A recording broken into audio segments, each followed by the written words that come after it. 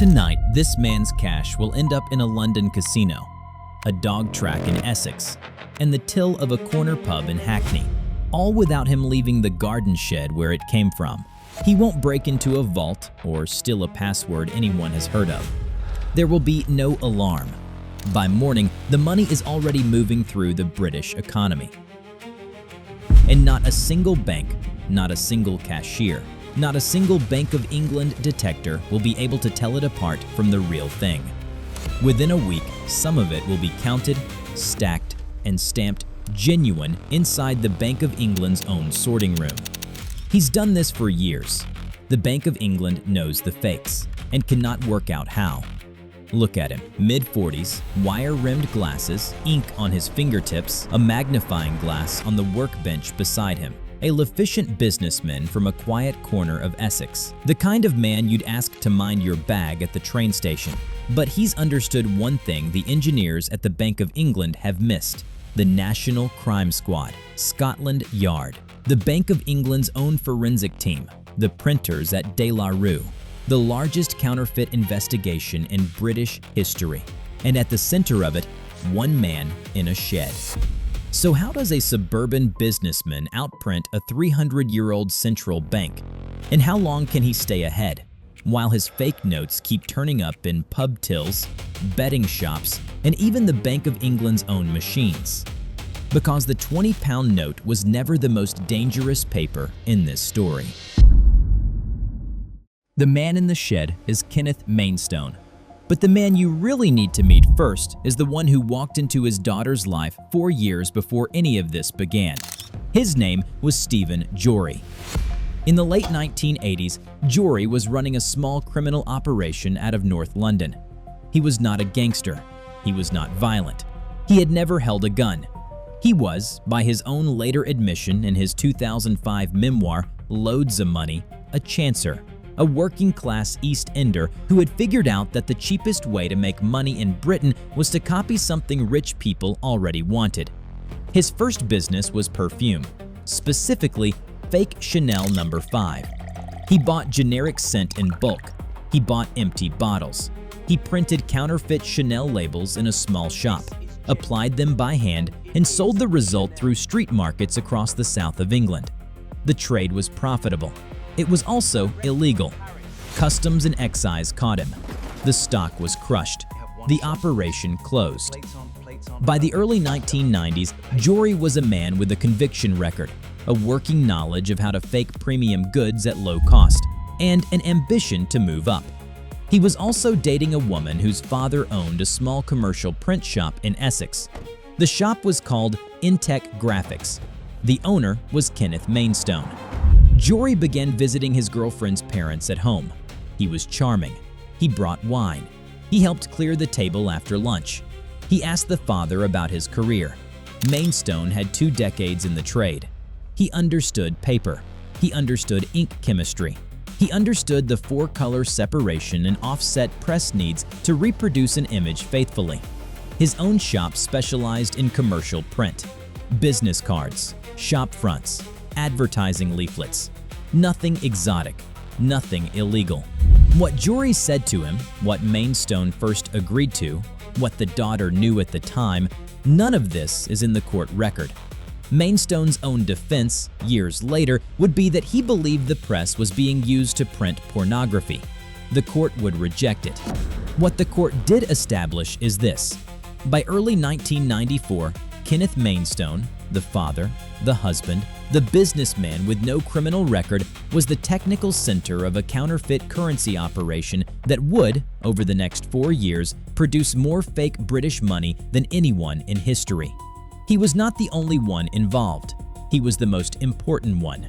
And he had been recruited, sitting at his own kitchen table, by the man his daughter was bringing home for Sunday lunch. To understand what they were about to do, you have to understand what they were up against.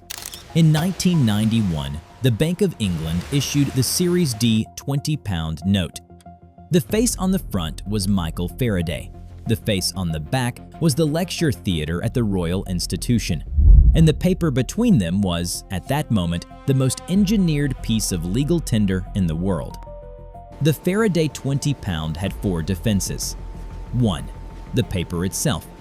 75% cotton, 25% linen, made at Portals Mill in Overton, Hampshire. A single approved supplier, printing currency paper for the Bank of England since 1724. The composition gave the note its distinctive feel: crisp, dry, almost cloth-like. Under ultraviolet light, ordinary paper fluoresces white from optical brighteners. Bank of England paper does not. 2. The print process. Not offset, not lithography, intaglio. Engraved metal plates pressed into paper at extreme pressure, leaving the ink raised in microscopic ridges. Run your thumb across a real Faraday 20-pound note, and you can feel the relief on the portrait and the lettering. An inkjet cannot do that. An offset press cannot do that. Only De La Rue's intaglio facility at Debden, Essex could. 3. The watermark. Faraday's face appears inside the paper, not printed onto it, but formed during paper manufacture by varying the paper's thickness as it cured around a cylinder mold. You cannot photocopy a watermark. You cannot inkjet a watermark. You can only make one if you control paper manufacture. 4. The metallic thread. A continuous strip of foil woven into the paper at the mill, carrying the words Bank of England in microscopic negative print. The thread had to be inside the paper from the moment the paper was made. The Bank of England's design philosophy was simple. A counterfeiter would need to beat all four at once. To beat all four, you would need a specialist cotton linen paper mill, a multi-million-pound intaglio press, a watermark manufacturing line, and a metallic thread weaving facility, which is to say, you would need to be the Bank of England. In any given year, the bank's internal estimate was that around 2 notes in every 10,000 in circulation were counterfeit, fakes obvious enough to be caught by cashiers under UV light, by sorting machines at Debden, by anyone trained to look. The system worked. It worked, that is, until sometime in 1995. That year, the sorting machines at Debden began doing something they had never done before. They stopped flagging certain 20s. Not because the 20s were real, because they could not tell. The first thing Mainstone needed was a press. A Heidelberg 4-color offset is the kind of machine you find in mid-sized commercial print shops across Britain, the workhorse of magazine printing and high-end marketing material. Second-hand, it costs between 30 and 50,000 pounds. It is roughly the size of a Range Rover. It weighs 4 tons. It is also, in the right hands, capable of producing print quality nearly indistinguishable from intaglio. Mainstone bought one. It was installed in an outbuilding behind his property in Essex, disguised, by all accounts, as the kind of small private workshop a commercial printer might realization keep on his land for occasional contract work. The press alone, however, was not enough. The Bank of England's 20-pound note was a print job that took De La Rue 17 separate color plates to reproduce faithfully. Mainstone separated the design into 17 plates by hand, working from a genuine note bought from a corner shop till. The print was the easier problem. The harder problem was the paper. The team, by now growing to include Bernard Ferrier, a Cowes-based intermediary, and a small number of others, needed paper that would behave like Bank of England paper. Specifically, paper made without optical brighteners. Optical brighteners are the chemical additives that make modern domestic paper appear bright white under fluorescent light. Under UV, they glow. Bank of England paper, made from undyed cotton and linen, contains no optical brighteners. It does not glow. Every cashier with a UV pen in Britain is trained to look for this single tell. A counterfeit note flares blue. A real note stays dark. Mainstone had to find paper that stayed dark. He found it. The exact supplier has never been made fully public. The assumption in the trade is that he sourced specialty rag paper from a non-currency industrial supplier, paid through small, geographically dispersed legitimate channels under unrelated business names. By late '94, he had paper. He had a press. He had Jory, who knew how to put fake currency into the British economy without leaving fingerprints. He had not yet solved the hardest problem. He had not yet solved the metallic thread. The thread inside a real Bank of England note is not printed on. It is woven through the paper during manufacture, placed at the moment the cotton and linen fibers are still wet. By the time the sheet dries, the thread is part of the paper itself. You cannot apply it afterwards, unless, the team realized, you do something nobody had tried before. Their method was a variant of a commercial process called hot foil stamping, the same technique used to apply gold lettering onto luxury packaging and hardback book covers. They acquired a hot foil stamping machine. They sourced metallic foil strips, and they developed a procedure that, in court testimony, was described as a small piece of engineering brilliance. They printed each 20 pounds in 2 passes. Between the 2 passes, while the first ink was still drying, they pressed a strip of metallic foil along the position where the Bank of England thread should appear, heat bonded into the paper. Then they overprinted the foil in white ink with a precise dashed pattern. From the front, the foil appeared as the broken silver bands of a windowed thread. Held up to the light, the strip became continuous, indistinguishable from the genuine. It was not, however, perfect. Mainstone was a perfectionist by his own standards. The team would print hundreds of notes at a time, examine each one against a real 20 under magnification, and destroy any sheet with a misregistered color, a faint imperfection, a thread that did not line up. Investigators who later cataloged the surviving notes estimated that for every counterfeit that made it into circulation, 2 or 3 were burned in Mainstone's outbuilding. By 1995, the FARADAY 20-pound coming out of the shed in Essex was passing every test the Bank of England's standard detection regime could throw at it. The paper held the UV test. The intaglio simulation held the touch test. The hot foil thread held the light test. The watermark was so convincingly placed that BOE sorting machines at Debden began registering the notes as genuine. By the time the Bank of England's forensic team understood what they were looking at, the operation had been running for over a year, and they had no idea who was making the notes. The distribution network was Jory's domain. By 1996, fake FARADAY 20 pounds, and by mid-1997, fake 50 pounds as well, were entering the British economy through a network of distributors across South London and the home counties. Bookmakers, casinos, pubs, petrol stations, bureau de change kiosks. None of them knew where the notes came from. Most of them did not know they were taking fakes. Bernard Ferrier, operating from a property in Cowes on the Isle of Wight, became the primary intermediary, buying bulk batches at a fraction of face value, distributing onward to street-level handlers. By the time the Bank of England put a name to the wave of fakes coming through Debden, it was already too late to be quiet about it. Internal estimates would later place the operation's total output at approximately £50 million in face value. By Jory's own admission, and by the calculation of the Crown Prosecution Service at trial, this represented roughly 2/3 of all counterfeit paper currency in circulation in the United Kingdom between 1994 and 1998. In any given British till during those 4 years, 2 out of every 3 fake notes had been printed in a garden shed behind Kenneth Mainstone's house. The Bank of England's response, internally, was close to panic. Their sorting machines at Debden were authenticating the notes as genuine. Their cashier-level detection was failing. Their high street UV protocols were failing. The forensic team assigned to counterfeit analysis was hand microscoping every recovered sample and finding, again and again, that the Mainstone Jory notes were closer to a real 20 than anything they had ever seen. The decision was made at the highest level that the Series D FARADAY 20-pound might have to be withdrawn from circulation and replaced entirely. This was not a small decision. Withdrawing a currency series cost the bank tens of millions of pounds in design, in printing, in collection, in disposal, in the logistical exercise of replacing every till in Britain.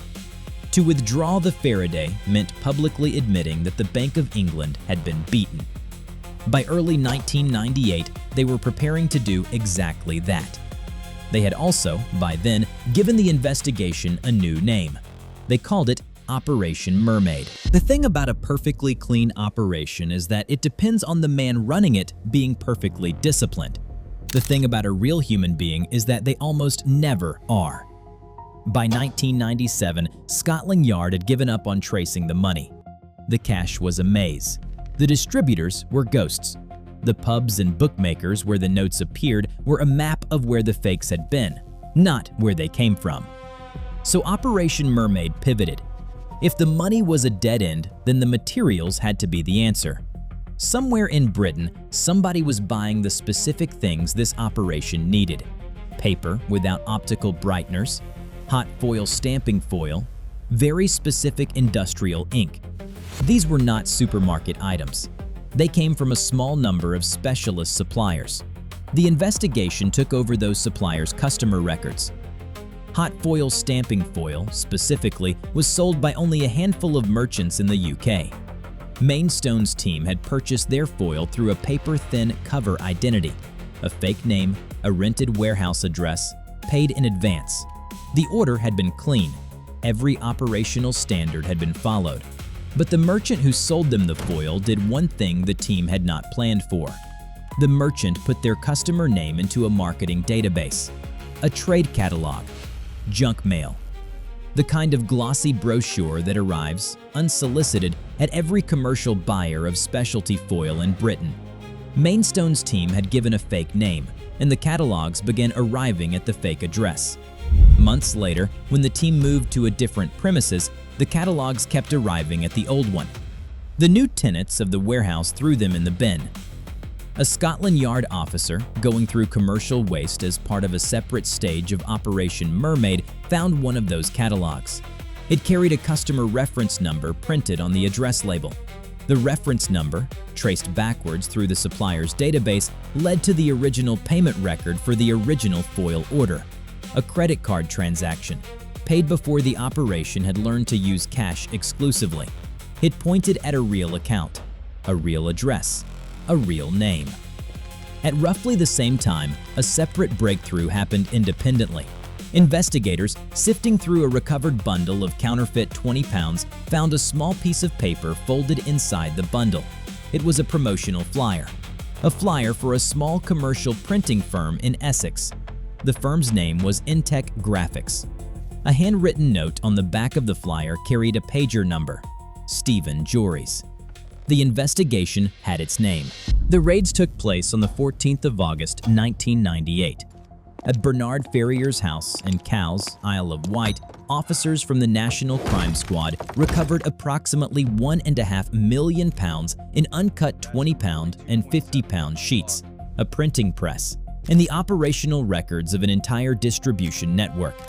At Mainstone's garden shed in Essex, the Heidelberg was still in place. The foil, the plates, a folder of 17 color separations, indexed by hand.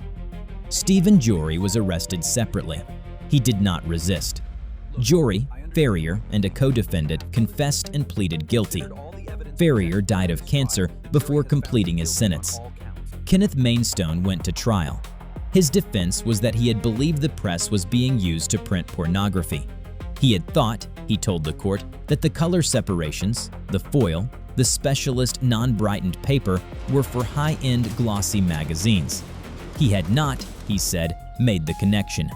The court did not believe him. He was identified as the technical leader of the operation, the only person on the team capable of designing the 17-plate separation, the only person who could have engineered the hot foil thread, the only person whose decades in commercial printing made the whole thing possible. He was sentenced to 12 years. 12 years. 4 years more than the man who had recruited him. The Bank of England's response, on the other hand, was not measured in years. It was measured in money. In June 1999, 10 months after the arrest, the bank issued the Series E Edward Elgar 20-pound note. It carried a windowed metallic thread. a foil hologram patch, a UV reactive numeral, micro-printed lettering across the back. Every feature on the new note was a direct answer to a specific defeat the old note had suffered at the hands of the Lavender Hill mob. The cost of withdrawing the Series D Faraday and issuing the Series E Elgar in design, in printing, in collection, in distribution, in the logistical exercise of changing every till in Britain was estimated at well over £100 million. The Mainstone jewelry operation had cost the British economy approximately £50 million in face value counterfeit currency. The cost of beating it was more than twice that. The men in the garden shed had not just printed money. They had forced a 300-year-old central bank to redesign its own currency from scratch. The bank did not call this what it was, but everyone in the trade knew. The Bank of England had spent 300 years protecting one piece of paper. The men in the shed spent 4 years beating it. In the end, the paper that caught them was their own. A promotional flyer, a junk mail catalog, the same kind of advertising leaflet Kenneth Mainstone had spent 20 years printing for other people. He was undone by the only paper he never engineered, the one that came through the letterbox.